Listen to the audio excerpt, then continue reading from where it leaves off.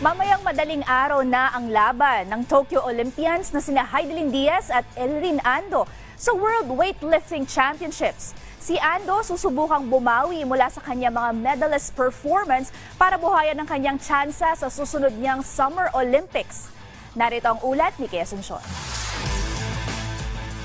Masasaksihan na mamayang alas 12 ng madaling araw, oras sa Pilipinas, ang inaabangang performance ni Tokyo Olympic gold medalist Heidelin Diaz at Elrin Ando sa Women's 59 kg category ng 2023 International Weightlifting Federation o IWF World Championships sa Riyadh, Saudi Arabia. Maghaharap ang dalawang Pinay sa pag-asang makuha ng Pilipinas ang una nitong medalya matapos ang medalist performance ni Rose G. Ramos, Lovely Inan at John Febor Siriza noong mga nakaraang araw. Kaya naman malaki ang tiwala at suportang ipinaabot ni Coach Gary Hortelano sa kanyang atleta na si Ando. Aniya, makakaya nitong ulitin ang kanyang gold medal performance sa 2023 Cambodia Southeast Asian Games. Dapat kunin mo talaga yung first attempt, second attempt, until sa third attempt. Kung magawa mo ang perfect, it's better. Malaking chance mo na manatili sa pwestong yan kapag maniwala ka na sa sarili mo.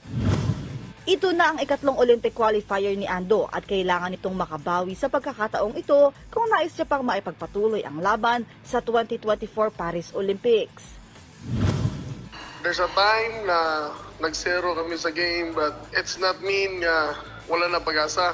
May pag-asa pa naman tayo kahit papano. Kaya nga ngayong larong to, panatilihin mo na mag number 1 ka or makuha mo lang yung pangalawa. Kasi may chance pa naman. Kaso lang, yung pagkakalam ko is kulang yung numbers of play niya. Kasi nga yung nakaraan nag-zero siya.